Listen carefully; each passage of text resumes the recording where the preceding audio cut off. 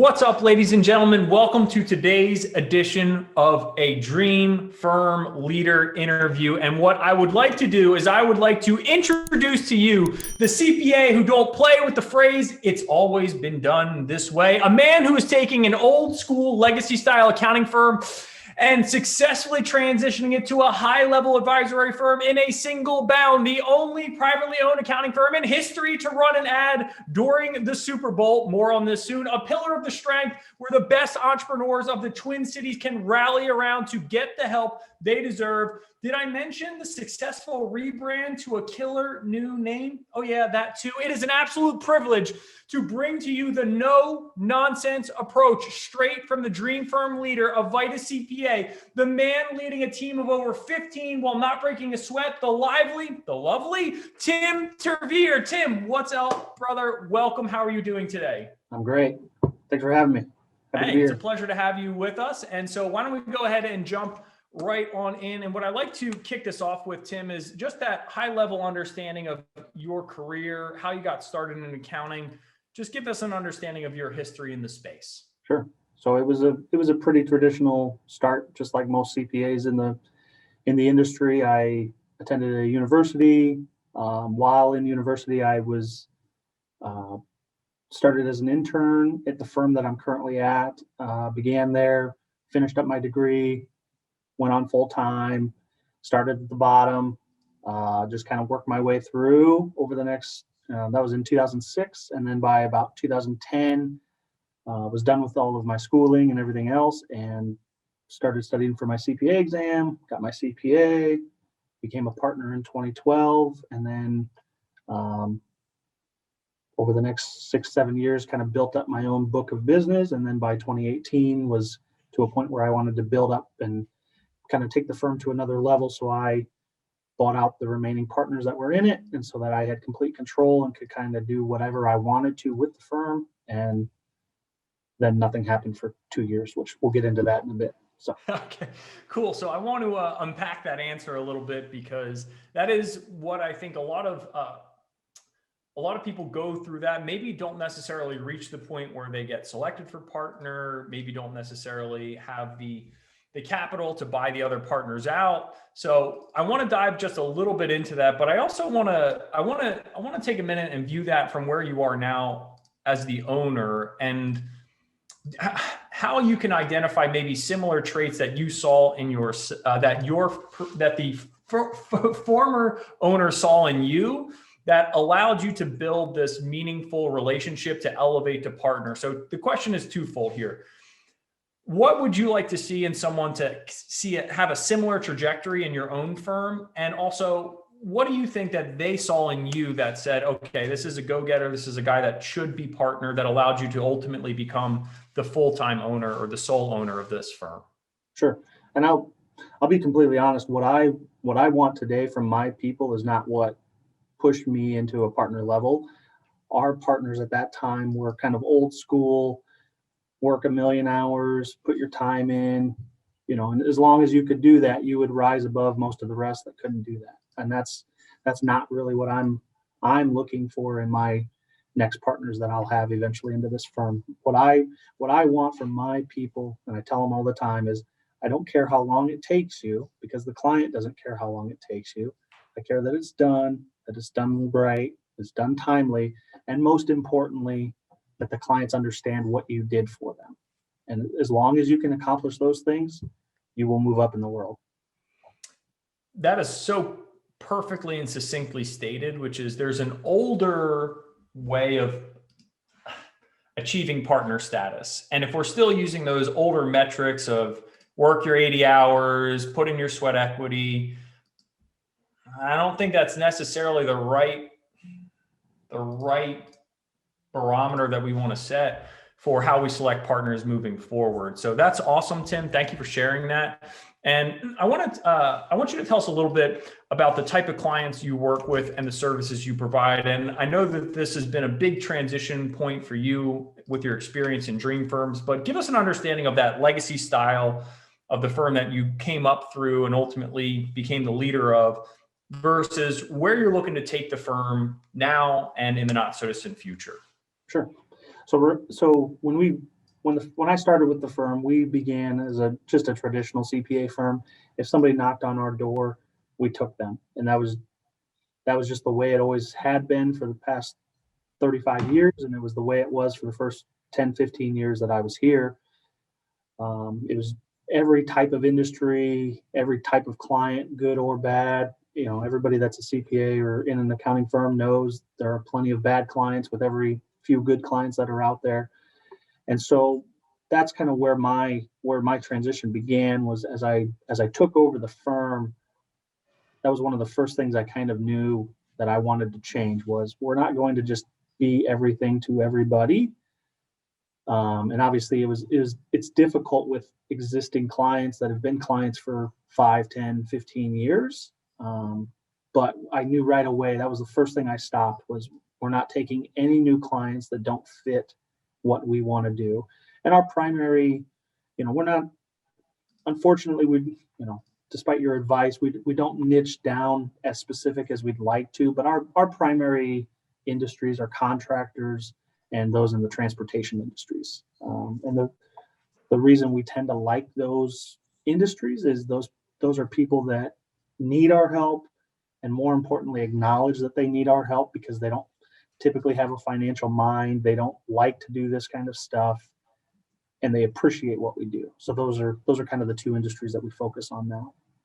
Sounds like you've got niches selected to me. I don't know. Maybe that sounds wrong. Maybe we're not broadcasting it as widely as we'd like, but that's a pretty well-rounded answer to being able to get closer to a target market and understand why we're doing that, speak directly to them, and make sure that they recognize the value of the service that's being delivered on their behalf. And I want to actually just jump back for a minute here, because you said that when you got ready to move up the partner track in your firm, that you had established a book of business.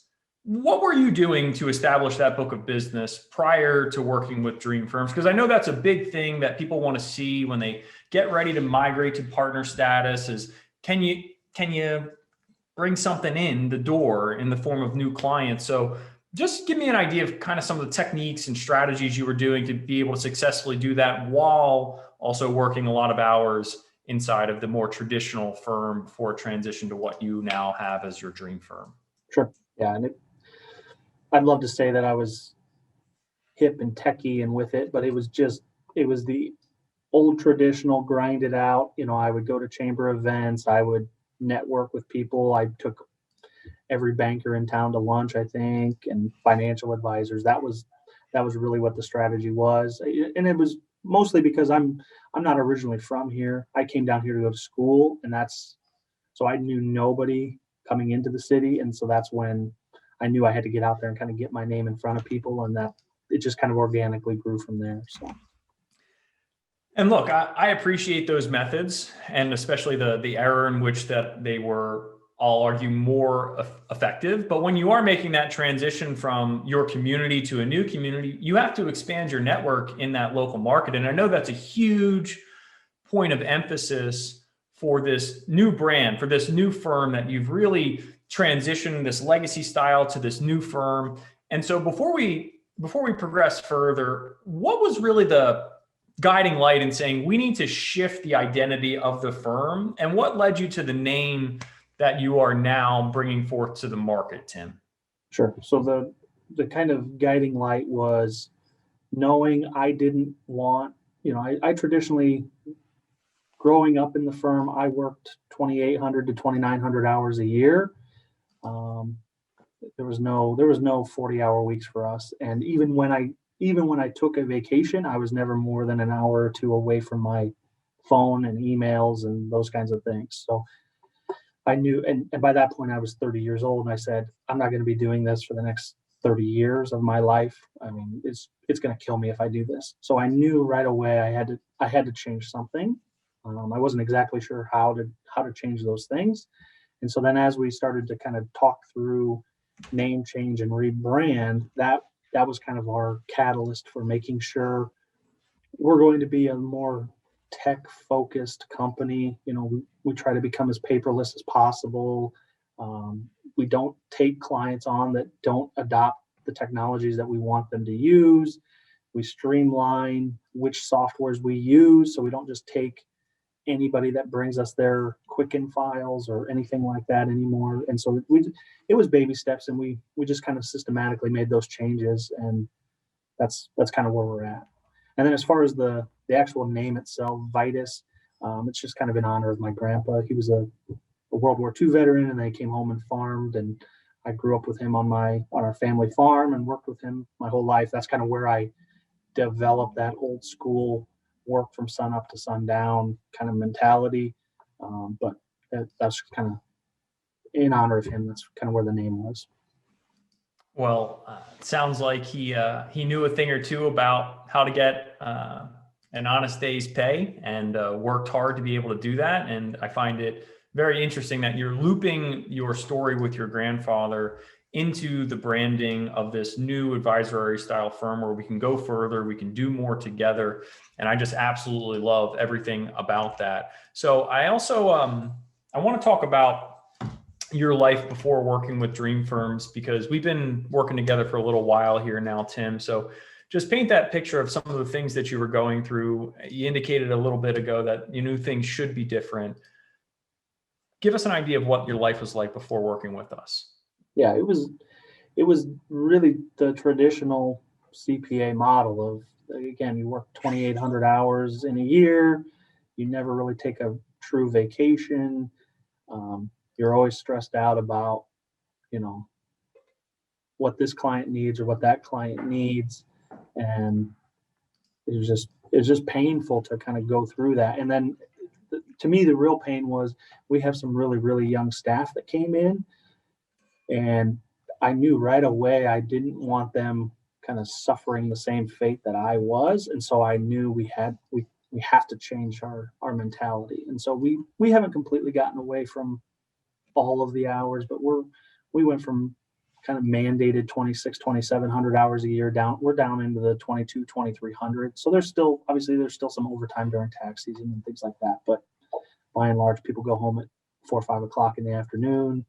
Even this year, we're, for the first time ever, we're closing at noon on Fridays. We've never done that before, all while still growing the firm. So it's just utilizing that technology has really helped us get to where we want to be, and it's helpful. But it was, prior to Dream Firms, it was just brutally painful. So.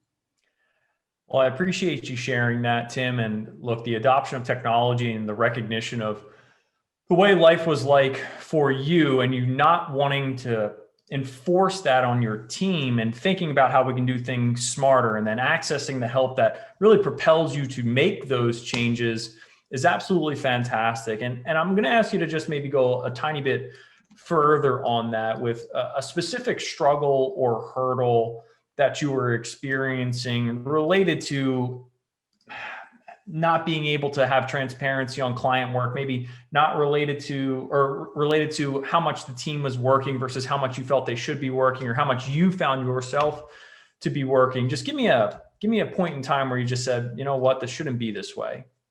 Yeah, I would say it was probably 3 years ago. And it was kind of interesting because it wasn't even in the middle of tax season. It was, I think, August or September. So it was not when we should be busy. And it was one of those times where it just seemed like everything hit the fan all at once. And it kind of all fell on me because I tried to shoulder a lot of the burden, because I didn't want these young staff killing themselves. So it was like, well, I know how to kill myself, so I'll just shoulder that burden. And it was just at the end of that week, it was inbox had 300 emails that I still hadn't gotten to, and it was Friday at 3:30, and I just kind of blew up at myself, and I said, I am not doing this anymore.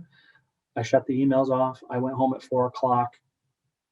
I tried not to think about it, which was really, really hard for me to not think about the firm at all. And I just kind of told myself, all of this will wait until Monday, and something's going to change on Monday. And so when I came back on Monday, I just kind of had a meeting with everybody and said, we're not doing this anymore. We basically stopped taking any clients for about a 6-month period, where we just said, nope, we have what we need right now. We're going to figure out what we're doing with those existing clients. We're going to transition them over into either different technologies or kind of let them self-select out of our firm. And over that next 4 to 6 months, it started to get much better. And thank you for sharing that. And I'm sorry that you had to reach that breaking point, but a lot of people need to go through that where it just goes, it should not be this way. If you're unhappy with your life, change it. And you realize I'm unhappy with my life and I'm not going to enforce this happiness, this standard on these other people just because this is the way it's always been done before. And on top of that, I'm not going to just shoulder the responsibilities for a team that's not properly equipped or ready to handle the influx of new work. So we prioritized. We said, okay, we're going to pause this and we're going to get just a grasp on what we have right now, which I love. We're going to pause that. We're going to understand exactly what's going on. And then we're going to refocus on what should be the priorities as opposed to what happened to be the priorities. I absolutely love that answer, Tim, and thank you for sharing it. Let's take a look at what you had done to help you to grow your firm. Had you invested in any other programs to help you specifically with growing your firm? And if so, what were your experiences and perhaps some of the differences from them compared to your experiences with us? Yeah, absolutely. Yeah. Yeah, I absolutely had tried 2 or 3 other programs in the past. I'm a big learner. I do a lot of podcasting. I do a lot of audio books. I have a 25 minute commute to and from work, so I can get a decent amount of audio in while I'm driving. So that I always try to absorb these things. And yeah, throughout that kind of knowledge quest, I found 2 or 3 programs, and I've signed up for them in the past. And the problem that I always found was they would overpromise, underdeliver as far as the technical aspects of what needs to get done to move from point A to point B. They would hype it up. They would, use a lot of emotional content, things like that. And just frankly, that just doesn't work for me. I need somebody to sit down and tell me, go do this. And then when you're done with that, go do this next thing and just follow these steps. And to me, that's what Dream Firms has really done. Is it, I keep this thing on my desk at all times, and any point where I feel like I'm out of sorts, I can just kind of refer back to that and go back to it and say, which link in the chain is broken right now, and where do I need to go fix it? So that to me is the real benefit of the Dream Firm program. I appreciate you sharing that, Tim. And it's similar to a lot of answers we've heard previously, which is a lot of, I'll just summarize them as marketers. A lot of marketers are great at theory, sort of like, hey, why this is important, right? They might even be good at telling you like what you need to do. But the third element, which is what you keyed on, the technical side, how do you actually do it? How do we make sure we're focusing on the right thing on top of that? And you referenced the Dream Firm milestone sheet there. And that to me is very much like the ideal path that you need to go through. And once you go through it the right way, everything should sync up. And if it doesn't, you can go back and take a look and dive a little deeper into what did I maybe gloss over here? What did I need to key in on that just isn't getting explained the way it is? And then boop, boop, Tyler, or inside the Dream Firms network or something. There's so many avenues of support to make sure that you're getting the end result that you deserve for the efforts that you're putting in. And we're not just living in, let's just chat, let's just have conversations. Let's actually get things implemented and make sure that no stone is left unturned to make sure that you can do exactly that. Very, very much so. Thank you for sharing that, Tim. Let's take a look at just why you decided to start working with us. What was the real key that you just said, you know what, let's take this one step further? Sure. So my first real introduction to you and the program was through a continuing ed class through the CPA Academy, and it was introverted sales for accountants, I think is what the class is called. And I would say I'm introverted, but I'm not introverted relative to a lot of accountants. So kind of in my world, I'm both an introvert and extrovert. A lot of accountants probably wouldn't have called on every banker in town to go out and have lunch. So to me, it's like I'm I'm not really introverted, but it was kind of an intriguing class description. So that was my first exposure to you in the program. And I kind of thought to myself, all right, I had kind of taken that leave of 4 to 6 months where I hadn't had we stopped any and all new clients. And obviously when you do that, the pipeline and the funnel kind of dries up a little bit. And I said, okay, I think I'm ready to start getting back into this a little bit. But I wanted to do it a different way. I didn't want to do lunches. And obviously we were in the middle of COVID. So lunches and coffees and things like that were kind of out of the question. So I was looking for a new avenue to begin building my funnel back up. And so I signed up, and then I initially started with the Practice Igniter program. And then after that, I kind of told myself for what little investment there was there, I said, if I get one or two things out of this, it's going to be well worth the money. And I did. I got I think 2 or 3 really good ideas out of that. And then after that, I signed up for the Create Your Dream Firm program, and that's where things really, really took off for me. I tell people this all the time. When I first logged into the Create Your Dream Firm program, I saw kind of every module and all of the videos and everything that's in there, and I thought, this is going to be like trying to drink out of a fire hose. But the key thing was the very first video with, I don't want to spoil too much of this, but it was getting into the milestone tracker and learning about the why program and the traffic light system and all of that analysis. I knew right away, like, this was going to be a program unlike anything I had previously done, because it just gives me so much insight into my business, where I need to focus, and just as importantly, where I need to not focus for the time being, and either delegate things off to staff, or it can just wait until here's the critical thing that I need to fix. And that was kind of where the light bulb kind of went off in my head, and I've been hooked ever since. I really appreciate you sharing that, Tim. And I agree that there is a lot of meat on that bone, and that can be a little intimidating, but it is bite-sized. We want to make sure that we have it just enough to propel you to the next part.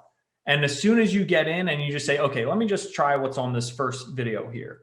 Then you go, oh, wow, that was great. Let me see what's on the next one. And then let me implement this. And wow, look at the return that I'm getting on this. Look at the new thought ways that have opened up because I've gone through this exercise, and I can see this is not how I should be investing my time. Now that I have clarity on it, I can ultimately better understand where I should be deploying my time. And as you progress through the program, that becomes an increasingly important emphasis that we make. So absolutely, 100%. You talk about getting started inside of the material, and thank you for that. I love that. Not enough people talk about just like how it's like, wow, there's a lot here, but just take it one step at a time. But let's talk a little bit more about that coaching element that I believe is a huge separator from us, people who just offer just the course, and you kind of can get to it whenever you can get to it. But talk about the process of getting started as it relates to the coaching that you experience directly with me, as well as the group coaching environment, Tim, and what that's been able to do for you. Yeah, absolutely. To me, as important as the step-by-step and the videos are, what's great about them is, there are a few times as you go through it that you're going to get hung up. Either something just doesn't click in your brain, or you don't understand why we're doing something the way that we're doing it. And having access, to you and the team with Voxer, or with the weekly coaching sessions that we do as a group, that it's just, you never really get hung up for more than 24 hours. Whereas sometimes in other programs that I did, it was old school where you had to send an email, and then maybe they'd reply in 2 or 3 days, maybe it'd be a week. And the whole time you were just kind of stagnant until you could get that answer. And here it's just everything clicks and you just keep moving. And to me, the group coaching is really one of the better aspects of the program for me personally. And I can kind of elaborate on that. So one of the things is I always, as I bought the practice, now I'm the boss. I don't really have anybody there that I can talk to about certain things, the staff member and their performance or where I want to take the firm. I don't really have that right now, and I haven't for a few years. And so having that group coaching is really, really nice because if I have an issue, I can bring it up. I can just say, hey, here's my issue. And I can get 2 or 3 fellow practitioners, and size of the firm is somewhat irrelevant because we all kind of deal with the same issues, whether we're 1 or I'm 15, and some people have 30 employees. But we all kind of go through the same issues. So I can bring that up. Hey, here's an issue I'm dealing with. What would you do? And I can get, in an instant, I can get 2 or 3 really, really good concrete plans of yep, I've been in this situation before. This is what I did. And it's like, okay, perfect. Now I know what I'm doing. Exactly. And it's fascinating whenever this question comes up. Group coaching is one of the things that people talk about the most. And I love it because to me, it's how do you crowdsource your problem amongst hundreds of cumulative years of experience that have solved these problems in some capacity. So you can go, oh, well, that seems like the most logical and efficient path for me to solve this problem. And entrepreneurship can be lonely. And that was what you really started your answer with, is like when you are an entrepreneur, let's face it, most of your friends are most likely not entrepreneurs, or they're not entrepreneurial accounting professionals at the very least. And then you're just in this sort of bubble of thought. And while that can be a good place to be, when you're running into problems, the question is always, how can we get to efficient solutions? How can we make quicker decisions and experience the benefits of those decisions much faster by extension? And having that group coaching element, I really believe allows us to lean into our decision-making process and just say, what do I need to make this decision? Let me bring it up. Now I have what I need. Let me go out there and implement it because I know that the odds that this will be successful are way higher because other people have already done it successfully. So if you want to go out there and try and solve every problem by yourself, please feel free. But it's not going to be nearly as efficient as being able to go through it with me, who's seen it hundreds of times in many different facets at many different firm sizes, and then other firm members themselves. Yep. And it's funny you mentioned that because that's one of the exact same arguments I make to prospective clients is, yes, you can, if somebody wants to become an S Corp or thinks they need to become an S Corp, we tell them all the time, yeah, you can go read on Google and figure this stuff out. But the amount of time that we're going to save you and the value that we're going to bring is what you're paying us for. So I'm decent at articulating that to clients, but I never really fully understood the value of it from my own perspective as far as the group coaching. It's funny, Tim, because this is something I say routinely now is be the type of client you want to have. And if you're expecting to deliver advisory services, but you're not investing in any form of coaching yourself, it's going to be really hard to do that because one, you actually get to experience the benefit of the service, which makes you far more likely to want to bring that benefit to your clients. And I want to transition the conversation a little bit here to specifically your transition to advisory, because I know a lot of people on today's call are extremely interested in understanding how you started to do that, some of the roadblocks and hurdles that you had to overcome to be able to successfully make this transition. So I know that's a really big question, but I'm going to leave it intentionally broad here because I want to hear your experience and what drove you to feel the need to do this. And also what are maybe some of the things that people who are getting ready to make that transition should be aware of ahead of time. Sure. So my real, again, I kind of call it my light bulb moment of figuring out that advisory is important to people was as I was meeting with new prospective clients. The number one, well, I always heard one of two things from most prospects as they came in. One, my accountant never calls me back or never emails me back. And number two was I don't ever feel like I get any good information out of them. I just feel like I get a tax return. I just feel like I get a financial statement and I don't know how to read this. And that was kind of my once I reflected, I kind of thought to myself, boy, how well are we doing that for our clients? And we have a decent sized client base already. And I think, man, I wonder if we're disappointing, the 300-400 clients that we have, the business owners that we have. And so that was kind of my jumping off point. And I started just by beginning to have a few conversations with some of my better clients that I knew if anybody's going to do this, it's going to be these handful. And so I just started with a conversation of, what could we do better?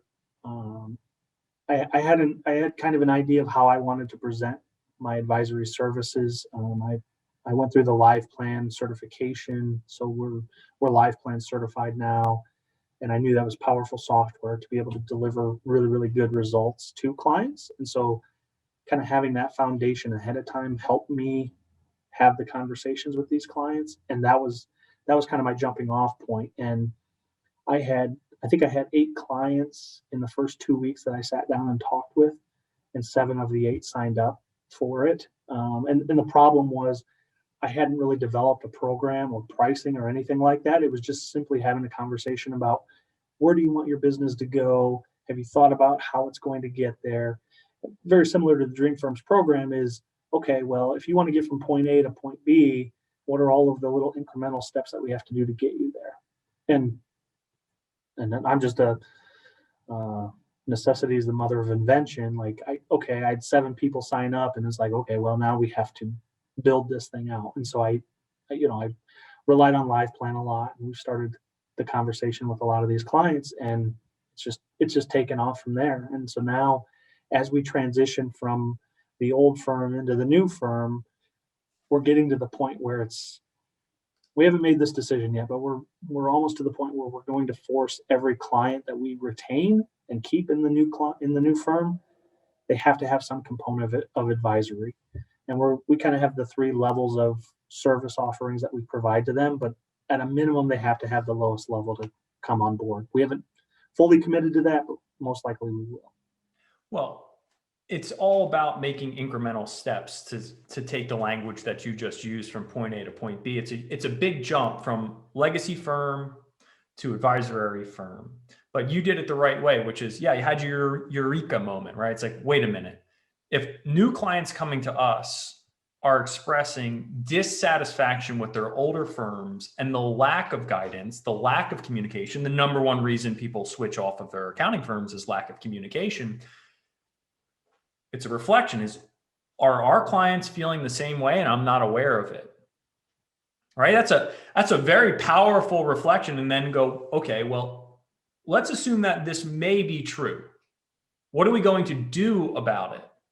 Or who are the clients that are most likely to give me honest feedback?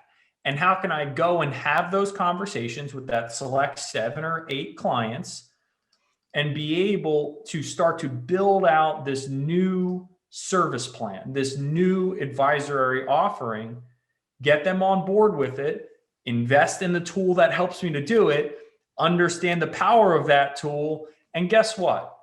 Is it going to be perfect right away? No, nothing is ever perfect. But does that give you the momentum you need to start to flesh it out so that you can now bring it to your entire practice at large? Absolutely. But you don't just go from A to B without all the incremental steps in between. So thank you for sharing that, Tim. I think that's really, really insightful for a lot of people here in terms of just a very tangible way that we can start moving forward into what clients ultimately want, right? I think that's the main takeaway from this is like, they want this. So why are we not giving the market what it wants? Yep. And guess where I learned where Live Plan came from? I had no idea what it was. I wonder, where did you learn about Live Plan, Tim? Yeah, absolutely. It was in group coaching. So. Imagine that. And that's the cool thing, right? Is like, it's hard to know what software to trust because there's so many tools out there. I mean, there's a million of them. So when you have a group of people who are like, I have successfully implemented advisory like Ine, and she goes, Live Plan crushes. It's like, is that so? Maybe I should be paying attention to that and looking into it. And then sure enough, we shortcut the time it takes to get to a meaningful solution because we have trusted accounting firm owners who've already gone through some part of this process and can now share that for your benefit to shortcut the time it takes to get it implemented. But great point, Tim. Yep. Appreciate that. Let's talk about how this has changed your life, because this to me is where things get exciting, is that a lot of people dream of making this transition, but what is the tangible impact that making these choices, getting involved with coaching, being able to make this shift to advisory, what are the tangible impact that's had on your life, Tim? Oh, it's been huge, significant. I mean,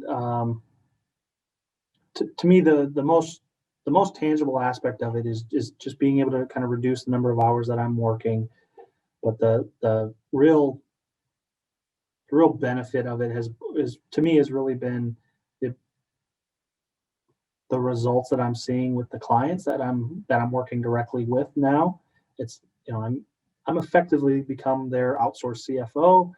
I meet with them once a week. We have a conversation, and I stole so many softwares and concepts from the Dream Firm program because it's easy. I can just steal from what you guys built.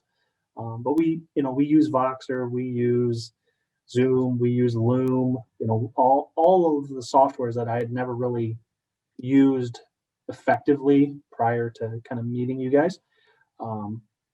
It's just been life changing. And to me, the biggest thing is the reduction in my hours is big, but more importantly, knowing that my staff doesn't need to work as many hours as they will for the rest of their life, and the adventures and vacations and time off with their family that they can have, that's to me the most tangible benefit that I've seen so far. Well, the answer sent chills down my spine, specifically not because of the fact you're saving a lot of hours, not simply because you're delivering awesome results to your clients, not because you're stealing from dream firms, Tim. I'm going to start charging a licensing fee. No, I'm just kidding. No F words allowed. We never use the F word. That's fee for anyone who's confused. But look, the reason that was so chilling to me was the focus you have on your team is awesome. It is absolutely awe-inspiring. And I say that because there's an old expression that I love, which is, no one will want to work with you if no one wants to work for you.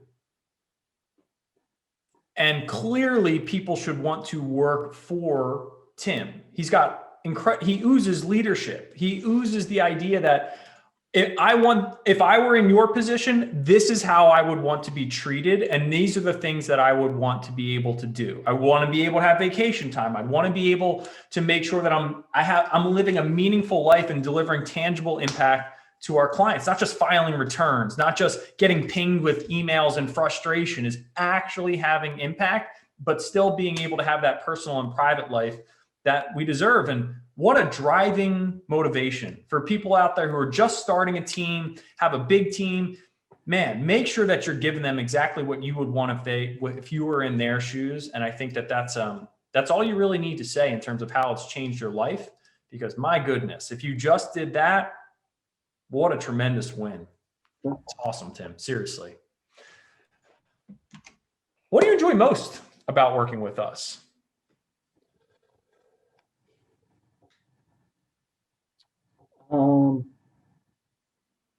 I'm going to try not to upset you, but the thing I enjoy the most is actually not you. It's the access to the other practitioners.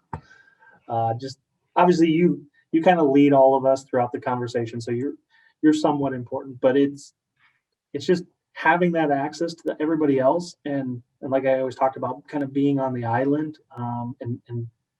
The nice part about it is, and every week is different. Obviously, we just came through a tax season, so sometimes there was a lot of pain, but it was nice when you could kind of feel somebody's pain. It wasn't just them griping. People would jump in and kind of say, hey, we've been there, and they could really give you some tangible steps for how to get yourself out of this hole and not fall into that hole again. And then the flip side, just as importantly, is the wins. I've been in them, like I said, I've been in a few programs before, and people tend to emphasize wins, which is great. But here, it's not just, hey, I added a $5,000 a month client. It's this is what we did in order to secure this $5,000 a month client, which to me is the crux of what I need. It's like, what avenues are people using to gain prospects? What are they using to close prospects? What are they doing to deliver the value to these clients once they get them? It's the tangible results that they're seeing and how they accomplished it that is the most value to me. That's what I enjoy the most is the weekly group calls. Not only do you steal from me, you insult me, Tim. Come on now, man. No, so obviously I'm joking, but I love the answer because yes, humbly bragging, cool, right? High fives all around, smash the money gong, so to speak, where it's like, bong, yeah, amazing. But no, tell me how. What led to that win? Let's unpack that. And by doing so, everyone gets to experience what it's like to get closer to that type of win. So 100%, Tim, thank you for sharing. If you are comfortable sharing, and I know that you've been doing a little bit of trading in terms of clients, so I know this question might be a little bit of a different answer for you, because as you make the shift to advisory, normally we have to look at shedding clients in the process to increase our overall profitability, as opposed to just adding to top of line revenue and putting all that onus on you. So if you are willing to share, how much did you add to your firm and in what time frame? Sure. So the way I kind of gauge this from an ROI perspective is the advisory side of things, because prior to Dreams Firms, this did not exist. So to me, anything that comes in here is new business from that perspective. And so we're right now, I just looked a couple nights ago, we are on pace to add anywhere from 140 to 150,000 of top line revenue just from advisory clients, just from existing, just adding it on to all of the tax and accounting work that we're already doing for them. That's kind of where we're at right now. And to me, that obviously it's a great ROI, but the way I tend to look at that is that's what are we, I think we're just over 6-7 months into the program, and it's that investment, that extra say it ends up at $150,000 a year, that sets us up for forever. I mean, we can add a few more staff to be able to take a little more burden off of other people. We can do more fun things. It's life changing. It's fantastic, Tim. And again, as I always say, whenever we share these wins, that's on you for being able to take tangible steps to get that implemented. So congratulations to you and your entire team.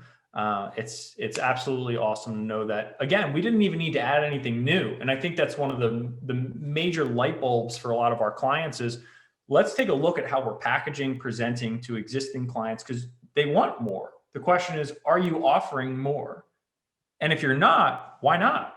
Why would we not want to elevate our relationships with the clients that trust us to a higher level? And by doing so, it will free up time, increase profitability overall, so that we can hire more staff and ultimately justify the time required to implement new marketing systems to go and get more of those types of clients, as opposed to just anybody who comes through the door, going way back to the beginning part of this interview, where it was just like, yeah, we were just anybody, anybody and everybody. You're willing to work with us? Come on in. Now we're much more selective because we have a much better understanding of who are the type of clients that are willing to invest at this level and experience the associated benefit and return of a higher level of service from our firm. So just bravo overall, Tim. Absolutely awesome. And I would say one other just real quick thing. Sure. It's not just kind of the catalyst for us moving forward. The other thing that it really brings to me is as we begin to transition into this new firm, it gives me a lot of peace of mind, because one of the scariest things is when you change models in your head, and again, you're kind of in your own little bubble, everybody's going to hate it and everybody's going to leave. All right. So to me, it really did two things. One, it kind of proved the model. It showed, no, people really want and desire this service. And two, it gave me the confidence to know that if there are going to be people out there that don't want it, it's okay. We can help them find somebody that can give them what they need, and knowing that, we can still keep the lights on and, staff happy and fed and all those kinds of things. It just provides so much peace of mind with knowing where we're going. We're going to speed up a little bit here just because we've got questions streaming in and I want to get to them. Before we move past that, it's so true because you are able to say, okay, these are the type of clients I want them to be more selective, right? I'm going to stay in my CFO, my advisory role with, I think you said transportation and contracting earlier. Beautiful. Okay. Now, what happens when the 1040 comes through the door? Well, if it's not a business return, what do I do with it? Maybe we don't even want just business returns. They have to have, again, some level of advisory to be a part of your firm. Well, do we just set that lead on fire? No, we can find the strategic network of people. We have 2 or 3 guys in our group that love 1040s. And everyone kind of is like, what? And they're like, no, we love them. Like, we're all about it. And right, like that's their definition of a dream firm. So when you have that, and they're like, I don't want to touch advisory. Like, you guys out of your mind. And like, you're out of your mind. It's fun to see just how different some people's what they define their dream firms to be can be, and how being clear on what you want helps you to give someone else what they want. And then it just goes both ways. I just want to emphasize that because it's such a smart way of thinking about how you approach your strategic network. So let's move quick here. What would you say to someone considering our services right now?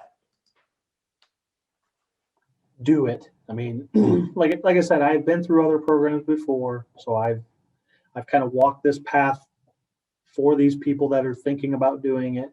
There are other options out there. Don't waste your time. Don't waste your money. This system works. It leads you through it. Don't hesitate. Just do it. Beautiful. And I tell people all the time, you kind of talk about ROI and investments, things like that. I say this is not one of the best investments. It is the best investment I have made in the business since I became the owner. So kudos to you. Humbling to hear. Thank you very much, Tim. I can't tell you how much it means to hear that. What has surprised you the most when it came to growing your practice? Kind of how easy it was. Again, like with the advisory stuff, I was just so scared that nobody's going to want this. Nobody's going to need it. They're going to think it's overpriced. I just had all these like demons in my head. And as soon as I had the conversations with people, the very first one was just like, yeah, sign me up. I don't care what it costs. I don't care what it takes. I want to move my business from here to here. And you're the first person that's ever told me this is how we're going to get there. Math is the path. And if you can't have the numbers of where you are and where you're looking to go and then connect the dots between those two, it's never going to work. Same thing's true for us. Same thing's true for your firm. Same thing is true for the way that you approach how you communicate that experience to your clients. 100%, Tim, 100%.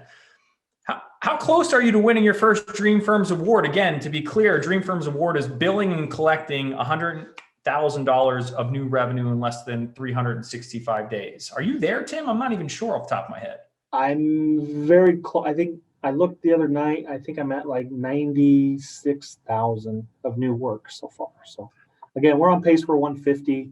So by the end of May, we should be there. I think you should get there probably by the end of this week, if I had to guess. Fantastic. Congratulations. And last question before Q&A. And if you want to get a question in, we've got a bunch right now we've got to get to, but if you want to get it in right now. We're going to rapid fire through them. Who would you recommend the Create Your Dream Firm program to? Because you know that we keep a tight knit group of really high quality people. So what comes to your mind when you think of who should be a part of this? I think if, again, I kind of go back to the person that feels like they're on an island. If you feel that way at all, get in here, get in these group coaching calls, work with Vox or with Tyler. you instantly have that sounding board, and you can get so much accomplished just because you have somebody to kind of lean on. Much appreciated. And actually, there's one last thing. I referenced the Super Bowl commercial at the beginning in the intro. I get the sense some people are like, what was that about? Very quickly, in 30 seconds or less, Tim, just high level understanding of how that came about and what, if any, of the benefit was for launching a Super Bowl commercial. Sure. So the kind of the background story was, because we were changing names and rebranding, we were effectively a new business from our local chamber of commerce, and they do once a year, they do a local Super Bowl ad for any of the new businesses within the last 12 months. We were selected. We produced a commercial. It aired during the Super Bowl. It was right after the halftime show, so it was kind of prime spot. It went really, really well. My phone blew up in about the first 30 seconds after the commercial. I bet I had 65 text messages of, "Oh, I just saw your commercial." It was really, really good. And then, the next week or two after that, we had tons of calls and emails, and it was awesome. So that's super cool. It makes me want to start a new business every year and try to get in with that. Might need to invest in just the commercial slot. Who knows, right? I wonder how much the Chambers pays for that, but that's a super cool story. And I still haven't seen the commercial myself, which is ridiculous. So please drop it in the Dream Firms network. Okay. Got to get it in there. Okay. So I've got Q&A running right now. We've got 7 minutes. So Ryan says, hey, Tim, quick question. How are you dealing with clients who are used to it's been done this way when trying to transition to advisory? I'm getting a ton of pushback. Yeah, I start off by kind of somewhat being humble with them and explaining to them, I know this is how we've always done things, but I just tell people, all of the clients that come to us are coming to us because they're not getting what they want from their accountants. And it's the same kind of story so we did some in-depth looking within ourselves, and we think this is what people want. And then I really start to go in, and it's really, really outward focused with them, is where are you at with your business today? Where do you want to take it? How do you think you're going to get there? And you just let them talk. And in an hour meeting, I might talk a total of 5 minutes, and I just let them kind of spew everything that they want to accomplish in their life, whether it's their business, personal, where they want to go. And by the end of the conversation, it's as simple as saying, okay, I want to help you get there. Do you want us to help you? And that's really all it takes. It's beautiful. And the key to this, Ryan, the way Tim explained it, is forward facing, helping them. A lot of times when people struggle with advisory, it's like, here's what I'm going to do, but we're not connecting the dots to where they want to go. Establish where they want to go and that they need help getting there, and then we can do more together. So fantastic answer, Tim. Aaron says, just jumped on at the end of this, but how did you carve out an hour during this insane tax season to find the time to do this interview? I need help with time management.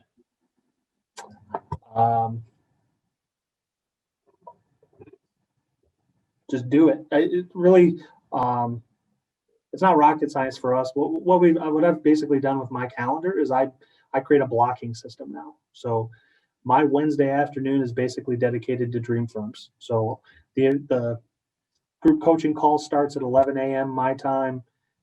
I don't do anything else. I don't take any meetings. I don't do anything that's not Dream Firms related.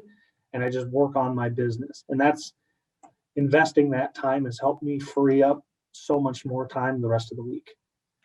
Beautiful. You just have to start somewhere. Exactly. I completely agree. We can't make more time. We just have to trade time and make sure it's allocated appropriately. So if you're struggling right now, Aaron, just take some time to reflect on, are you investing your time the right way? And if you need help with that reflection, check out the brand new 3-day Practice Igniter Challenge. It's where Tim started. It's where all our clients start, really. And ultimately, I think that'll allow you to just get some good points of reflection. Irene says, Tim, I'm debating doing a rebrand right now. I also bought a firm too, and I'm really struggling with the idea my clients won't get or understand why I'm rebranding, and it'll create confusion. How'd you overcome this? A lot of phone calls and a lot of conversations with clients. So again, we were a traditional firm, and so we didn't talk to every client as often as we wanted to. So we started implementing strategies to be able to, through social media, through an email campaign, even through phone calls, Loom. We've used Loom quite a bit to be able to just communicate with clients. And I did a Loom video right away, kind of explaining what Vitus is, the grandpa story, kind of where the name comes from, just to kind of get that out to everybody. We just blasted it out to everybody. We put a letter with all of our tax organizers, and we just kind of threw it out there. And then our website does a pretty decent job of kind of explaining where we're going. And I'll be honest, we get some pushback from people that we haven't had the transition conversation with yet, because they see our website and see how kind of tech focused we are, and they get a little nervous. But once we have the conversation with them, it tends to fade away.